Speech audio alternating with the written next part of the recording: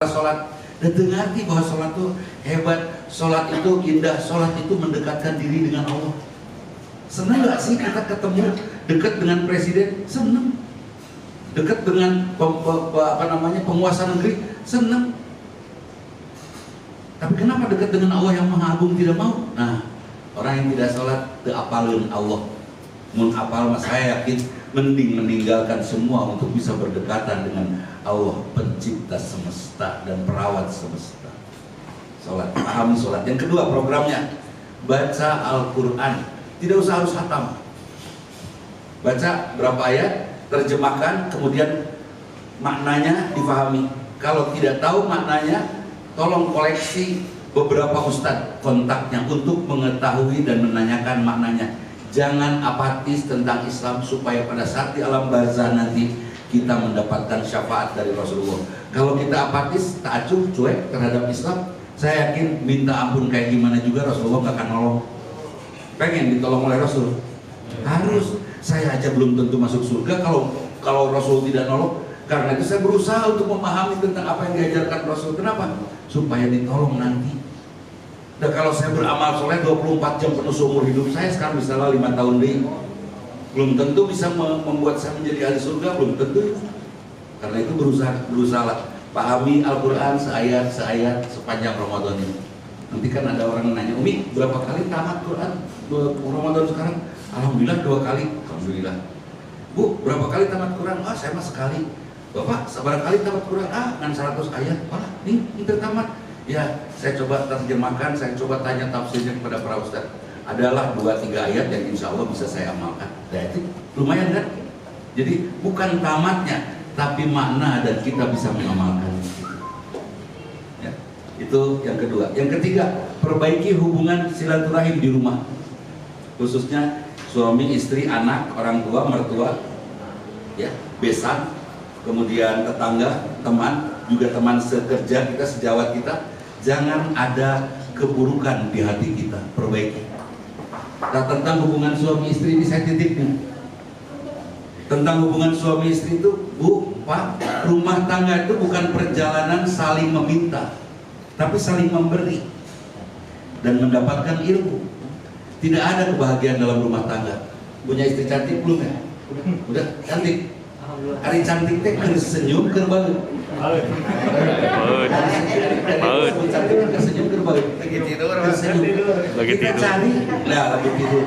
Kita cari istri yang cantik. Cantik itu lagi senyum, sementara dalam rumah tangga banyaknya senyum banget.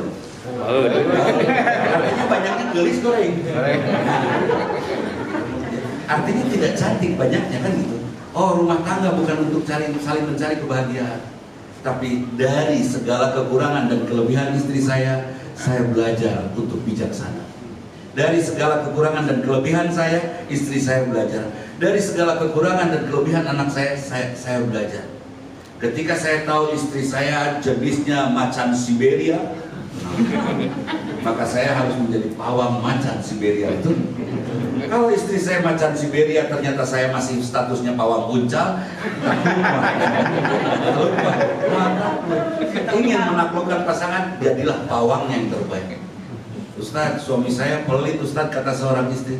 Ya iyalah suami pelit. Saya punya 2 burung, satu kenari, satu beo. Yang beo ada nyangeyeng, ininya rahangnya. Yang kenari indah sekali, kandangnya pun saya bikin bagus, pakannya pun saya bikin sehat, semuanya yang terbaik untuk kenari itu. Karena apa? Setiap saya datang, kenari itu nari-nari sambil berbunyi senang saya kasih makanan yang bagus, saya kasih tempat yang bersih, kan itu kenari. Arika kandang beo, ngadon nyangeyeng.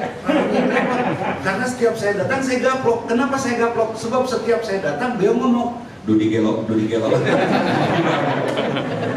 Ingin kita dapat pakan yang bagus, jadilah kenari, jangan jadi beo. Kan itu sederhana kok. Mari kita saling belajar dalam rumah tangga kita, sehingga rumah kita menjadi tangga naik menuju kemuliaan, sampai kita menjadi orang yang mulia. Termasuk rumah tangga kita di sini, di ruangan-ruangan kita ini, di rumah kedua kita ini.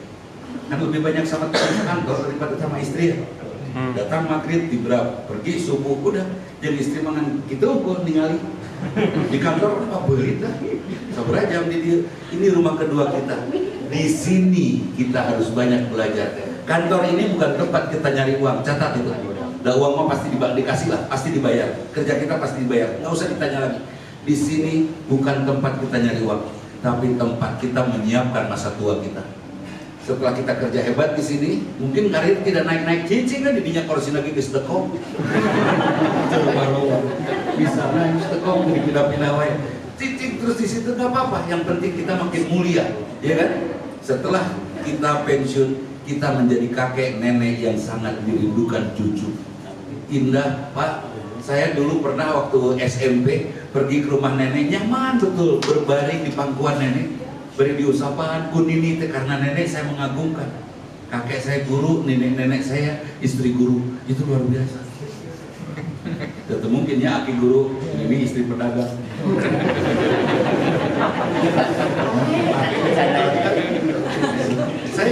Saya nyaman curhat kepada ibu saya. Saya ingin jadi kakek nenek, kakek yang baik untuk cucu saya. Saya siapkan semua pergaulan saya untuk membangun sikap bijak saya, untuk membangun sesuatu yang baik. Saya muliakan istri saya karena saya ingin menjadi suami seorang yang mulia. Saya muliakan anak saya karena saya ingin menjadi orang tua anak-anak yang mulia. Saya belajar dari semua kesalahan mereka. Udah, makanya incu ya Robbana belum ngalamin. Yang namanya cucu, Umi mah sudah punya. Waktu kebetulan menantunya orang Medan ya. Ngeyong atuh. Anak Medan ngan dicadel-cadel. Anak Edan. Anak Medan. Maksudnya anak Medan. Tong dicadel-cadel. Nah, itu saya ketemu cucu, gerleles, capek. Saya ketemu cucu, Masya Allah, langsung kuat itu Bu. Aslinya seger aja. Incu luar biasa. Masuk bawa ke rumah ketemu Nina leles deh. Nini bikin leles. Perbaiki hubungan itu semua, perbaiki hubungan. Bapak jangan nyimpen uang Pak. Terus kasihin semua ke istri. Saya ingat sekali bapak saya lelaki mah tong nyimpen duit, tong nyimpen artos, kasihin sama keluarga di rumah. Itu saya coba saya kasihin semua sama istri saya. Jadi saya tidak bisa jajan kan. Akhirnya saya menjadi laki-laki yang pandai menjaga diri, pandai menahan keinginan. Tetap bukan duit. Tidak punyanya itu, apalagi di usia sekarang agak mikir. Di usia saya akan pulang kepada Allah, saya sudah menyiapkan, saya pulang tidak meninggalkan waris itu. Ya udah, yang penting anak, istri, cucu, menantu, besan juga saya bahagiakan, alhamdulillah. Itu. Program yang ketiga bersilaturahim. Yang keempat, siapkan tajil gratis di depan rumah kita. Kalau rumah kita ramai dilalui orang, siapkan mejana, kolakna, naon itu air mineral atau apa. Kalau saya sudah tidak pernah beli lagi air mineral, saya sudah mengolah sendiri dengan kangen water untuk minum sehari-hari. Jadi nggak pernah beli air galon. Jadi itu lumayan. Terus di meja tulisan tajil gratis. Nah, di anaknya udah ditambahan. Mun daerah akan mulai ditambah. Jadi ini akan luar biasa ini. Kalau 10 orang tajil dari tempat yang kita siapkan, kita mendapatkan 10 pahala 10 orang itu untuk kita. Berarti 11 dengan kita. 30 hari berarti 330 pahala kita dapatkan saum kita. Itu luar biasa. Ya kan? Siapkan tajil gratisnya. Bisa di depan kantor juga kan udah tutup. Siapkan aja oleh petugas titik buat tajil, buat mereka yang lewat di sini banyak yang lalu-lalu, ya kan? Tidak salah untuk kita lakukan itu. Nah, itu program kita di bulan Ramadan. Lakukan dengan sangat sungguh-sungguh, bangunkan anak dengan mesra. Kalau suami tidak bisa bangun saja untuk sahur, biarkan. Ya, simbutan ke depan, seret ke sisi, kebluk.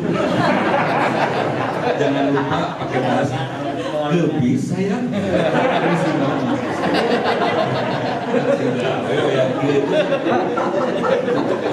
Nah, hadirin, karena harus buka lagi jam 1, jadi tidak ada tanya jawab. Yang jelas, yang membatalkan saum sudah jelas ya.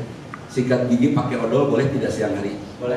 Tidak boleh. Mun milih odol, nah pagi-pagi rasa apel, siang rasa coklat, rasa jeruk, ulah. Kita milih buah. Diinfus batal tidak? Batal mau diuyuk. Tidak. diinfus pasti harus batal, pasti sakit. Divaksin batal tidak batal. Ya, jadi insya Allah kita akan laksanakan saum standar saja, tetapi amal kita dibuat optimal. Ya. Kira-kira kita sedang mau nyebrang dari seberang sana mau ke sini, ada orang yang mau ikut nyebrang juga, kita bantu seberangkan. Kenapa tidak kan itu? Kita mudahkan semua urusan banyak orang pada bulan Ramadan ini. Insya Allah Allah akan memudahkan semua urusan kita. Amin. Kapan kita ingin dimudahkan urusan kita? Di dua tempat saja. Saat syakaratul maut dimudahkan, dan saat istirahat di alam barzah dimudahkan. Itu yang saya rindukan. Utsman bin Affan yang sudah pasti ahli surga, beliau selalu berdoa, ya Allah, jangan kau biarkan saya mendapatkan siksa kubur. Utsman tak pemurah. Kebayang disiksa lagi di pulang gaper orang apa enggak? Yang terakhir sekedar dongeng, dan mungkin juga teman-teman sudah tahu tentang ini, tentang harta. Hati-hati, Ramadan lebih baik banyak bersedekah. Insya Allah diganti oleh Allah, nggak ada yang miskin kok kalian sedekah. Ada seorang konglomerat, seorang kaya minta kepada anak-anaknya, siapa yang mau nemenin bapak di kubur? 40 hari aja, setengahnya buat kamu harta bapak. Nggak ada. Adiknya, kakaknya, saudaranya, tetangganya, nggak ada yang mau nemenin dia di kubur 40 hari. Kuburnya sudah disiapkan seperti kamar, di sini kuburnya. Tiba-tiba tukang kayu datang, orang yang bunga datang, 40 poin siap, tungguan maut tes konglomerat. Si tukang kayu yang bawa kampak tuh ikutan masuk ke dalam kubur. Udah, hari pertama ditanya kampak, hari kedua ditanya kampak, hari ketiga bawa kampak, haram halal, nebang di mana, ngaganggu, terus bawa kampak sampai hari ke-39. Hari ke-40 datang di malaikat yang nunanya, yang kampak deh pasti. Itu kampak melik di mana? Wah, kampak deh. 40 hari selesai urusan kampak. Keluar, luncat. Atau di luar semua keprokan. Ore. Apa ya harta setengah. Mau urusan kampak ya liar ngejawab apa masa gitu. Hati-hati dengan harta. Bandung jawaban. Urusan kampak kumpul udah. Dan memang begitu. Jadi jangan pernah pengen punya suami. Boleh punya istri 4, tapi ulah hoyong pilih pertanyaan narudet. Dan istri supaya pertanyaannya ringan, bagaimana caranya? Miliki istri 4 buat suaminya, supaya pertanyaannya enteng di akhirat. Ibu kan gitu, kan dia cek malaikat teh, punya suami? Iya. Kamu dimanain suami kamu? Nggak tahu, saya mah Senin Selasa aja. Kalau mau Kamis itu, Jumat Sabtu itu. Beres nih. Kamu jawab mending sendiri, mending ramean. Itu saja. Mudah-mudahan Allah ridho kepada kita semua. Allah ridho dan Allah bimbing salam kita sebaik-baiknya di sepanjang Ramadan. Dan selesai Ramadan kita menjadi hamba-hamba yang bertakwa, hamba yang dicintai oleh Allah. Mohon maaf bila ada sesuatu yang tidak berkenan. Aku qouli hadza wa astaghfirullahi wa lakum. Assalamualaikum warahmatullahi wabarakatuh. Waalaikumsalam warahmatullahi wabarakatuh.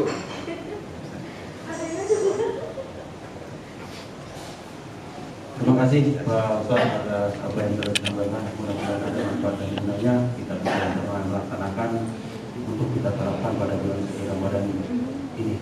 Dan insya Allah setelah acara ini kita langsung saja tidak ada salam-salaman ya, soalnya kita langsung kami sudah menyiapkan untuk rekan-rekan sekalian semuanya para mitra untuk mohon kiranya dapat mencicipi apa yang telah kami sampaikan.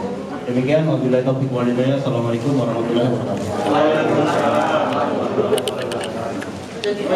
Rasulullah lakukan kecuali Senin Kemis, saum tengah bulan, kemudian saum Arafah, udah itu, dan saum tanggal 10 Muharram. Seperti itu. Jadi tidak lebih dari itu saum Rasulullah. Yang paling khusus di antara saum-saum itu Rasulullah melakukan khususnya di bulan Ramadan. Kemudian ada doa, sampaikan kami ke dalam bulan Ramadan. Itu karena kerinduan, jangan salah paham. Rindu. Hadirin, siap nggak kalau nanti maghrib baru pas masuk bulan Ramadan, atau sebelum maghrib lah, 5 menit sebelum maghrib kita meninggal dan dijamin masuk surga? Memiliki yang mana yang kita pilih? Ikut dulu saum, meninggal, atau meninggal nanti maghrib? Atau 10 tahun deh, 10 tahun lagi meninggal tapi masuk surga, pilih mana? 10 tahun deh. Kalau saya nggak akan maghrib milihnya sekarang kalau memang harus masuk surga, ya kan? Kenapa harus menunggu nanti? Nah, ada cerita bahwa sampaikan kami ke dalam bulan Ramadan. Tidak, mukminin tidak ingin sampai kepada apapun yang diinginkan. Pertemukan kami denganmu ya Allah. Kita ingin bertemu dengan Allah, pasti di surga. Kan itu. Nah itu. Jadi kemudian di bulan Ramadan ruh orang tua kita akan datang ke rumah-rumah kita. Sedangkan itunya. Satu saat saya mendengarkan Ustadz ceramah seperti itu. Saya nyamar dia. Terus Ustadz itu mempersilahkan. Ada yang bertanya, saya nanya. Tadi kata Ustadz, ruh akan datang ke dalam rumah-rumah kita, rumah keluarganya. Gimana kalau ruh itu meninggalnya, orang itu meninggalnya tahun 0026, kira-kira ngalongok saha datangnya? Ngaulang dah Ustadz, udah pasti keluarga Nabi Semarawat. Ya, iya. Terus ngalongok saha, mana hanya ruh yang belakangan aja yang meninggalnya. Hari Nun Pestipayun kumaha kan itu? Di sana tuh tidak tahu. Bahkan ruh itu tidak tahu kapan Ramadan dan kapan bulan lain karena tidak ada kalender di sana. Di sana sudah terikat waktu, tidak terikat waktu dan tidak terikat tidak terikat waktu di sana. Tidak terikat waktu, jam nggak ada di sana. Maka disebutkannya juga dalam bahasa yang berbeda-beda. 1 menit di sana sama dengan 10 tahun di sini. 1 jam di sana sama dengan 1000 tahun di sini. Beda-beda itu. Karena apa? Memang tidak ada waktu di sana. Kalau di sana ada waktu 1 menit sama dengan 1000 tahun, atau kurang tengolotan. Sementara di surga kan tidak ada yang makin tua. Itu dipatahkan, di sana tidak ada waktu. Bahkan tidak ada nama-nama bulan, dan saya yakin para ruh itu tidak datang. Ya, mereka tetap berdiam di alam barzah, beristirahat. Kalau harus datang di ruh terus mengali datang ke rumah Incuna, terus nanya ke Incuna, "Ari mama, papa, kemana?" Tos cerai, wah sedih deh. Sedih bisa. Karunya. Ari papa kemana? Itu di Bojonan kedua. Saha Bojonan kedua? Cek si Aki teh. Alah, potongan kurang dia teh. Pokoknya lihat lah, kasihan ruh kalau harus datang lagi ke muka bumi ini. Itu cerita yang harus kita coba revisi di dalam benak kita. Kemudian konon kabarnya setan-setan dibelenggu di sana. Ya kan, pada saat bulan Ramadan. Tidak. Setan terbelenggu dan terpenjara oleh akhlak kita yang selalu ingin mendapatkan ridho Allah. Bulan Ramadan semua sibuk berzikir, semua sibuk beribadah. Karena itu saya ajak di sini, sibukkan diri kita sesibuk-sibuknya di bulan Ramadan supaya tidak terpikir untuk berbuat salah. Siapa yang suka ngegibah? Siapa yang suka ngegosip? Nubuh gawe. Dan sibuk kan sempat ngobrol lah tuh. Terus siapa yang sering rajin berdosa? Yang nggak ada kerja. Siapa yang selingkuh? Nubuh gawe. Dan sibuk mah saya yakin nggak sempat selingkuh. Selingkuh ketika jauhan, hei gitu pulang. Semungkin amprok nggak ada waktu loh. Jadi sibukkan diri kita untuk terus berbuat baik ya.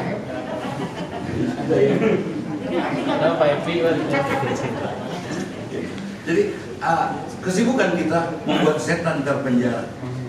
Buktinya ada orang yang saum tapi tetap berdosa. Artinya setan tidak dibelenggu. Setan tidak tahu, bahkan setan tidak pernah letih menggoda kita. Dan setan selalu merencanakan cara menggoda kita. Selalu merencanakan, sementara kita yang beriman tenang-tenang saja karena kita tidak menyiapkan untuk menyerang setan. Lempeng deh.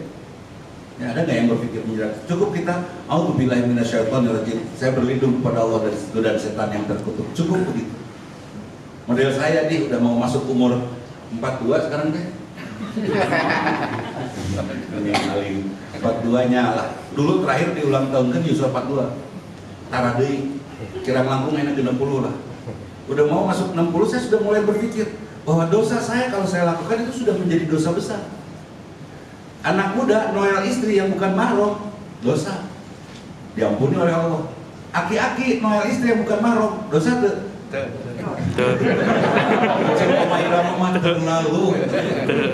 Itu keterlaluan. Gaya nges, kumasep sudah, ngaganggu batur sudah, makan nikmat sudah, piknik kemana-mana sudah, segala sudah. Naon deui panjang geus aki-aki noel keneh nurus tujuh. Itu dosa besar. Kalau saya noel istri sudah dosa besar. Karena itu di usia 60 saya betul-betul menyiapkan tidak boleh ada dosa sekecil apapun. Karena dosa kecil menurut yang lain buat mereka yang 60 tahun ke atas itu besar. Bahaya kan?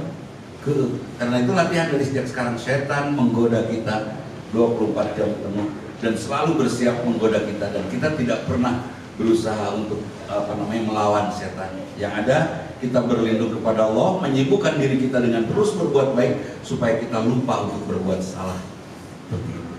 Nah, kemudian itu hal-hal yang menyangkut yang sering diceritakan oleh para ustadz berkaitan dengan Ramadan. Kemudian saling memaafkan menjelang Ramadan tidak perlu, karena meminta maaf itu pada saat salah. Bahkan Al-Quran tidak ada perintah, dalam Al-Quran tidak ada perintah meminta maaf. Meminta maaflah kamu, nggak ada. Kalau memaafkan ada. Maafkanlah, lapang hati kita sudah. Kalau meminta maaf nggak. Kalau di dalam Quran ada perintah meminta maaf, berarti ada izin untuk berbuat salah. Betul? Karena itu tidak ada perintah meminta maaf. Tapi kalau salah, mintalah maaf. Kapan? Saat salah. Cepat minta maaf sama istri teh. Kewe saban, mawat sebelum saban atas. Kemudian ada istilah tutup buku. Bulan Saban adalah bulan tutup buku. Padahal Allah mengatakan kalau puasanya iman wahdi saban ghufirallahu ma taqaddama min dzanbi. Kalau saumnya sangat serius kita lakukan, teliti karena iman, maka dosa kita yang lalu diampuni. Artinya tidak ada tutup buku. Kalau ada tutup buku, saya salah, punya kesalahan tahun 99, itu sudah tutup bukunya, saya sudah tidak bisa istighfar. Berarti Allah tidak akan mengampuni. Nah, sekarang saya tanya, hadirin semua sudah diampuni belum oleh Allah? Dukanya. Tadi sholat zuhur, kalau tadi sholat zuhur diampuni. Mun tidak sholat zuhur tadi atau sholat subuh tadi, tos tidak ada ampunan, ya kan? Dan buat yang tidak sholat subuh tadi mudah-mudahan enggak mau anjing. Aminullah. Ya Allah, yang tidak sholat subuh tadi mudah-mudahan sing mararawat anjing. Amin. Belum malah mawat. Terserahlah. Tapi yang jelas sholat mengampuni kesalahan kita. Kecuali musyrik, ya, kemusyrikan tadi. Ibu musyrik tidak? Halo? Musyrik tidak? Cek Allah ke bapak-bapak, bapak kawin, cek bapak dah taat ke Allah, siap.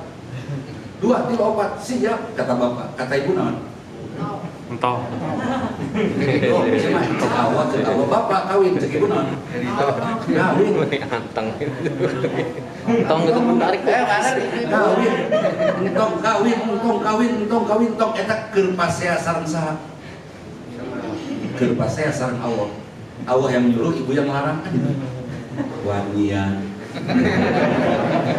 Saya bukan nyuruh bapak-bapak karena itu macam-macam Pak, supaya istri tidak aneh-aneh gitu. Jadi kembali lagi, kata maaf selesai sudah, tidak usah kita ucapkan menjelang. Sampai WhatsApp saya ini penuh, wah itu gambar minta hampura. Maafkan saya, kenal, maafkan saya. Ya Allah, ya Rabbi. Ya akhirnya saya doakan, ya Allah ampuni kami semua, kan itu. Jadi minta maaf sebagiannya dilakukan saat kita bersalah. Kemudian apa yang harus kita rencanakan di bulan Ramadan? Rencanakan sesuatu yang baik. Pertama, harus hafal detail dari bacaan sholat. Titip. La taqrabus shalah wa antum sukar. Jangan kamu mendekati sholat dalam keadaan mabuk. Kenapa? Karena orang mabuk tidak tahu bacaan sholatnya. Nyasap. Apa maksudnya nggak ngerti. Nah, kita jangan sampai sholat seperti orang mabuk. Ongkos sholat tapi tidak paham. Ya. Sekarang ini, Ramadan ini, insya Allah beli buku. Di luang kita menjelang maghrib, bari ngabuburit, baca buku untuk mengerti bacaan sholat. Mudah-mudahan nanti bulan Syawal kita punya peningkatan sholat kita menjadi sholat yang kita paham.